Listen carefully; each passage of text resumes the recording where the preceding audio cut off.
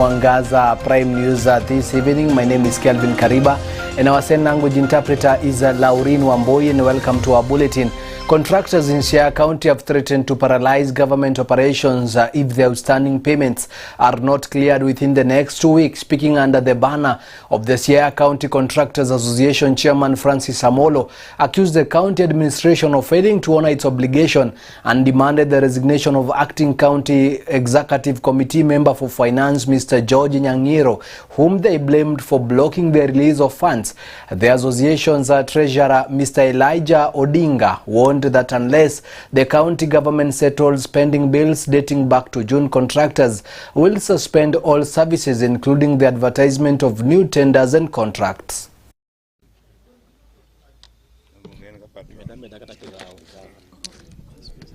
Hivi majuzi tulikuwa na problem. Nurses zaidi ya 500 imeokotwa pesa kwao 1400, almost 170 plus million kwa njia ya uwizi. Hiyo ijaisha. Contractors hawalipi, allowances hazilipwi. Hakuna kitu inaendelea. Ukiona mtu analipwa ako karibu na waziri. Waziri sio kasi yake, yeye si accounting officer. Sijui waziri ana files inapelekwa kwa waziri kufanya kitu gani? Yeye ni policy maker. Si accounting officer. Unapata files zote zimewekwa kwa ofisi ya waziri. Kwa njia gani? Kama waheshimiwa MCS wameshindwa kufanya kazi yao, tutachukulia sheria mkononi. Sovereignty of the people and supremacy of the constitution. That is chapter 1 article 1. Januari hizo ofisi tutaingia. Na kama wanaona ni matani, Januari kazi itakuwa kuna Siaya. Hatutakubali watangaze kazi zingine kama wajalipa sisi. Hatutakubali. Wacha niseme hatutakubali. Wakitegasa tu kak. Iko mahali tunaenda. Tuko na shida. Shida yetu ni kupata kazi hapa Siaya County ni ngumu. Lakini tukishang'ang'ana tukapata, atulipwi. Na sisi bado ni contractors wadogo. Hatuna pesa. Lakini hapa Siaya mabenki wanatujua. Hawawezi kutupatia malon. Inabidi tuende wapi? Kwa Shylock. Shylock akikupa pesa anataka ulipe na 30% interest. Na anataka akikupa muda nyingi ni miezi 3. Jua naamini kwa miezi 3 utakuwa unalipwa. Lakini sisi tutalipwa after 1 year. Kumaanisha hata tukilipwa hii pesa yote tunapelekea Shylock. Ni kama sisi tunafanyia nani? Shylock. There's no way this young contractors marginalized group can suffer and the county assembly is just seated there. Yeah. This financial year, our members were affected through the budget. Some of the projects that were run up to IB, when you look at them now, after the new budget, they're not in the budget. So you ask yourself, who normally remove this our project from the budget? Sasa ukiangalia, tunaambia watu wa serikali ya Orengo, waende wafanye utafiti. Waangalie kwa zile biashara walipata Siaya County zote kwa hardware, supermarket na biashara ndogo walipata ngapi na ngapi zimefunga na ni kwa nini?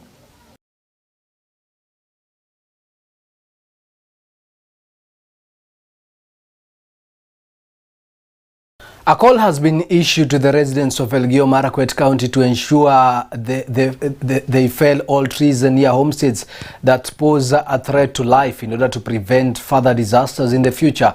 This follows a tragic incident a few days ago where a woman lost her life after heavy rains accompanied by strong winds and thunderstorms caused a tree to fall on her. The tree which claimed her life instantly occurred in Ngorongoroye village, Marakwet West constituency.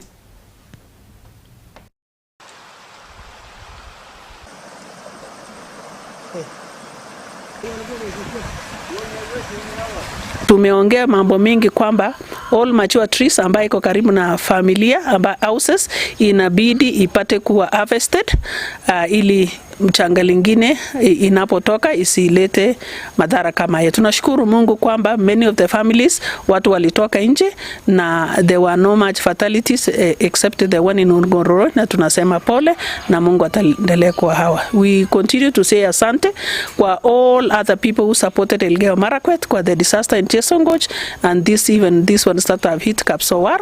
Na may God bless you and any other person who is a well-wisher who needs to support the families, we welcome them, because after this we have a lot of support which is still needed, psychosocial support, na wengi wao kabisa they wako kwa poverty level ambao wanahitaji usaidizi mwingi hata ya school fees and any other thing. Watu wengi waliathirika sana na manyumba.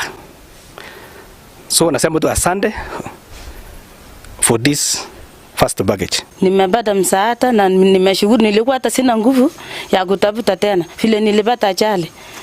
So nashukuru sana, nimefurahi hata sina mengi ya kuwa.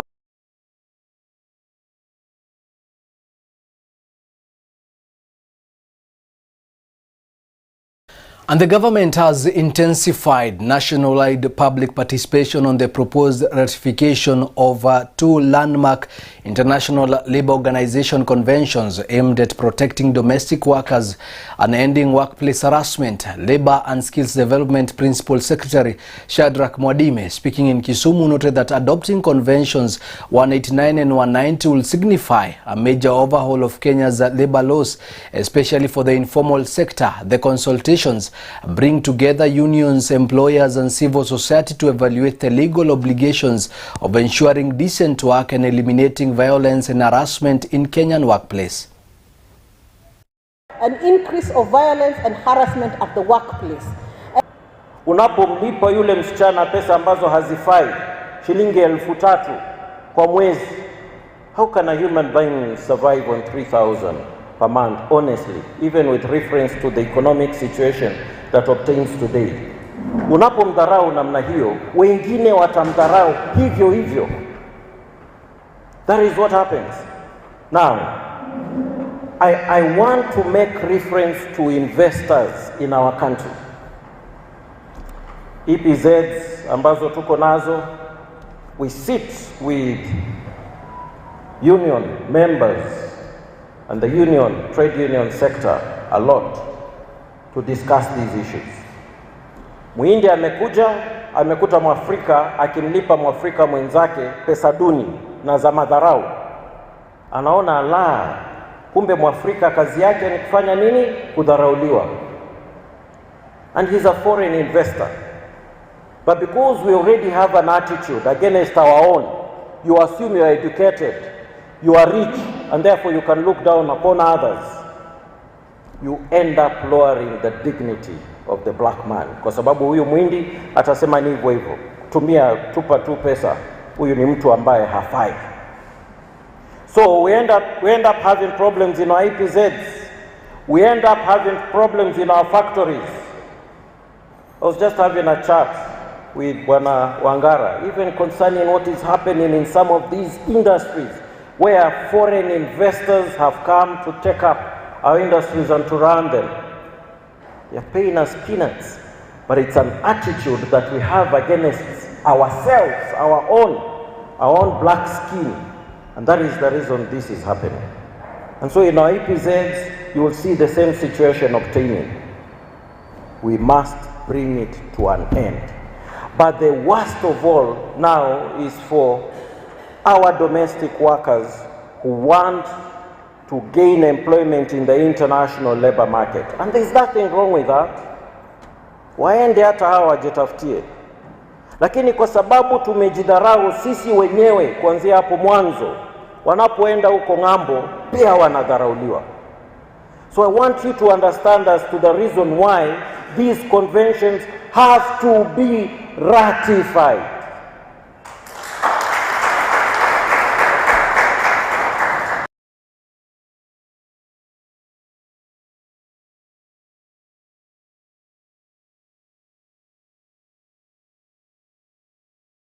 Civil society organization known as Tuwajibike Platform has unveiled a year-long initiative to promote human rights and environmental sustainability in Siaya County's artisanal gold mining sector. Speaking at a stakeholder meeting attended by miners, government officials and community leaders, the organization's board chairman, Mr. Patrick Ocheng, said that the project aims to support small-scale miners facing growing pressure from the large-scale companies entering the region.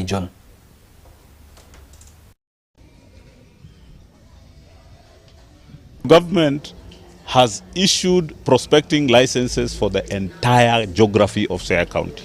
So small-scale miners don't even have anywhere they can apply for a license, because once a place is issued as a prospecting area for a large-scale miner, you can't also issue it for a small-scale miner. So small-scale miners are being told, wait for the policy, we will see what to do with you. Small-scale miners have been told there are some government lands that are not issued for prospecting, you can apply for those ones. But they're operating in areas that have been given to large-scale miners. And so large-scale miners are saying, give us the land you gave us without anyone on it. We don't want encumbrances. That is why the government is planning to evict people, so that they turn over the areas that they've already issued licenses for to the people they gave licenses. So coexistence is going to be a problem, and what the project is planning to do is to continue holding meetings like the one we had today, where we have government, we have miners, small-scale miners, and we also have large-scale miners, to try and bridge the gap between these groups. Sasa mpaka sasa hivi sisi wachimbaji wadogo tumebaki tunahamishwa na wamepewa leseni rasmi na serikali, na hata juzi walitangaza kabisa eti leseni shatoka, compensation inaanzia mwezi wa pili na kufikia mwezi wa 6 watu watakuwa wameshaondoka, wamehamishwa na kazi itakuwa imeanza rasmi. Hatujui kwa huo muda tu kila kitu kitakuwa kimekamilika, kwa sababu mpaka sasa hivi kupata hata consent peke yake wameshindwa kufikisha 100%. I would just like to emphasize that the government, at the county, we are doing all the necessary steps to educate our people, issue the NENO license through education, then through formation of cooperative, we encourage formation of cooperative, so that finally we issue the artisanal mining permit to our people, so that they do their mining in a more responsible way.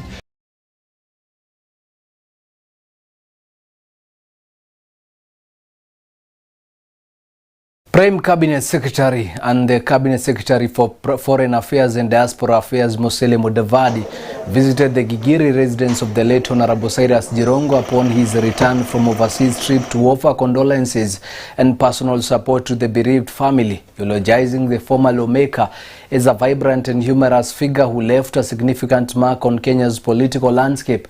Mudavadi urged the family to remain steadfast in prayer as preparations continue for Jirongo's final interment at his Lumukanda home in Lugari constituency, Kakamega County.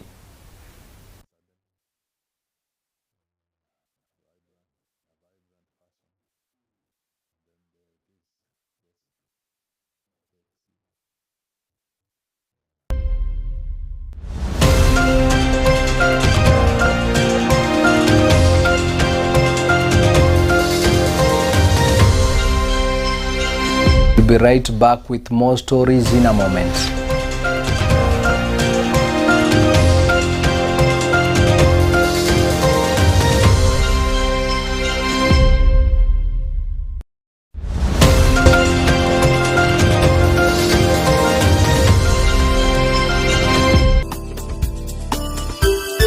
Unatazama Mwangaza TV, tumaini lako. Is your home ready for an upgrade? Tired of furniture that's just ordinary? Welcome to Grandmark Furniture Hub, where high quality meets visionary design. We craft pieces that transform your space. Imagine sinking into our luxurious ultra comfortable sofa sets, or gathering you or your family around a stunning modern dining table set. Premium beds that scream quality and comfort, stylish coffee tables, TV stands that elevate your living room, side cabinets and office furniture that brings warmth and productivity together. From the softest fabrics to flawless hand-finished detail, every item reflects our promise, creativity and beyond, letting your style shine and allowing your furniture to tell your story. Ready to experience the Grandmark difference? Visit our Nairobi Utawala branch at Heritage Plaza or call us through 0710-228-888 or our Kisitown branch at Magoma Pojo Plaza adjacent to Quickmart and Chiro, or call us via 0797-089-048 or connect with us on all social platforms at Grandmark Furniture Hub. Grandmark Furniture Hub, creativity and beyond.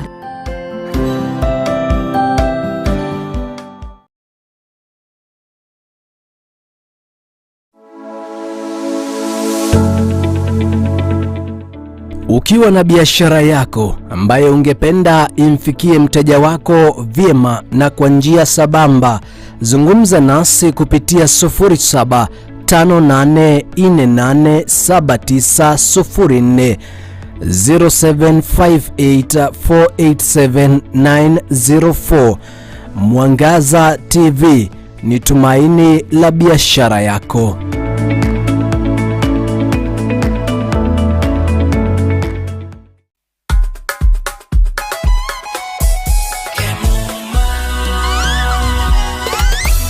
Ukitaka mali safi kuja Kemuma, CCTV utapata Kemuma, mulika mwizi, electric fence utapata Kemuma, automatic gate utapata Kemuma, fire system, alarm system, fingerprint hapa, automatic gate, mali safi, kila kitu ya security ni Kemuma. Tumetambulika Kenya nzima Kemuma. Twende nalo Kemuma, njoo na mi Kemuma, twende Kemuma. Vitu ni fresh Kemuma, mali yote fresh, hapana deal na mtumba, kila kitu ni fresh. Ukitaka mali safi, njoo na mi twende Kemuma Engineering System. Kwa security tuko fiti, hatuna competition, wanajua tuko fiti. Suka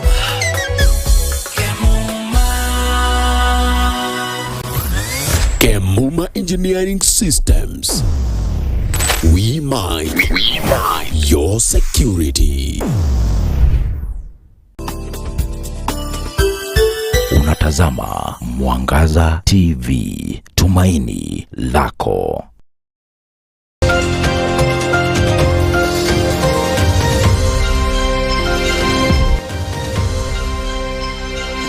Welcome back to our bulletin. The government has officially launched a training program for 41 graduates selected to supervise the affordable housing project in Turkana County. Speaking during the induction in Lodwar County, Commissioner Julius Kavita confirmed that the successful candidates were chosen from a pool of 80 applicants and will oversee construction activities across all sub-counties, fulfilling a directive by President William Ruto to desensitize the housing initiative and create local employment.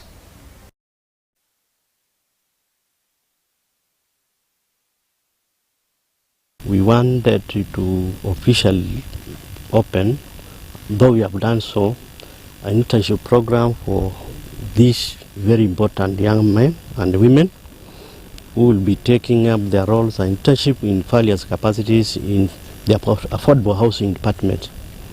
As you know, the President is very much willing to assist and create jobs for young boys and girls, and today is a testament for this.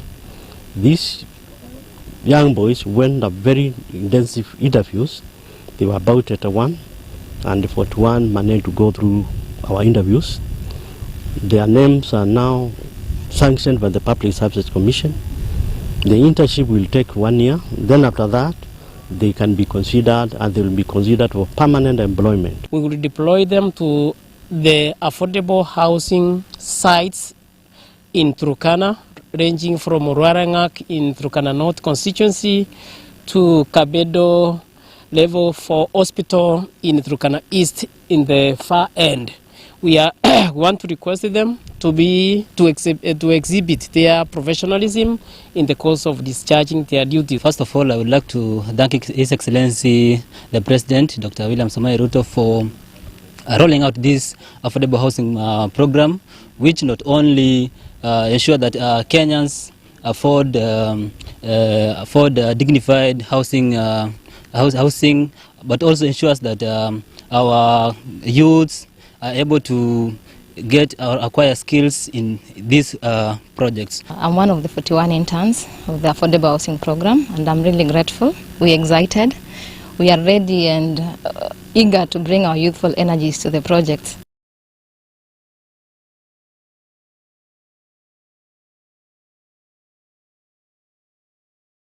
And now listen to this. Residents, investors and environmentalists in Watamu are demanding the relocation of a proposed affordable housing project, warning that building on a local public park will destroy one of the town's few remaining green spaces, while the group led by Justin Kitsao maintained that they do not oppose the housing initiative itself. They argue that the destruction of ancient trees and the loss of amusement park will ruin Watamu's aesthetic charm and cripple the local tourism industry, with some investors even threatening to withdraw their capital if the government fails to find an alternative site.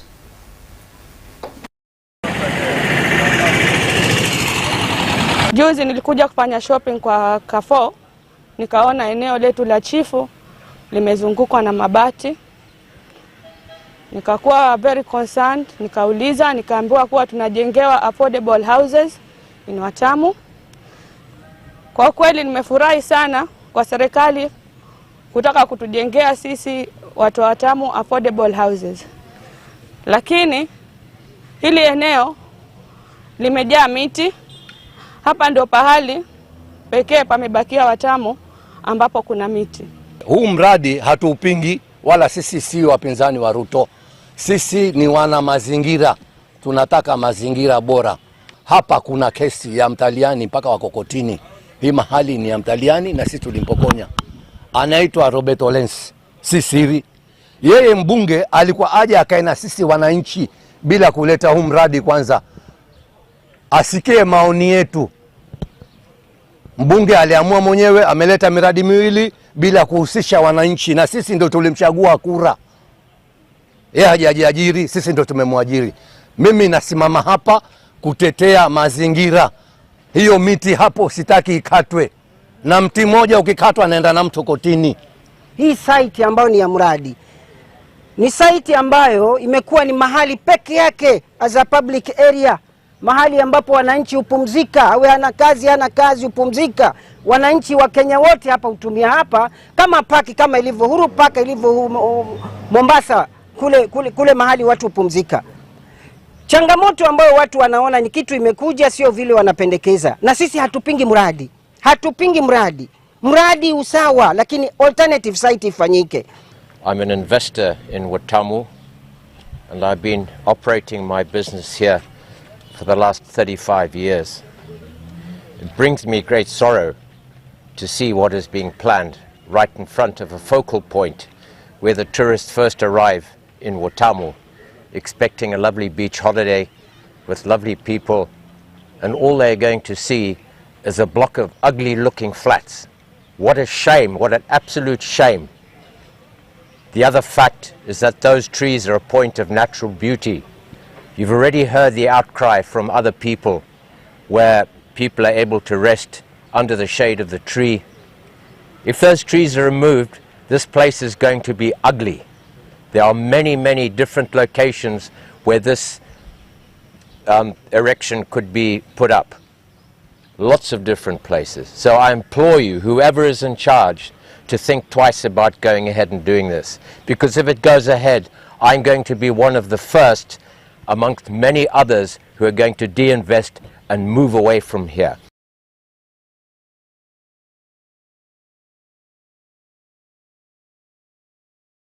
The story from Watamu marks the end of our bulletin tonight. Thank you so much for choosing Mwangaza Prime News this evening.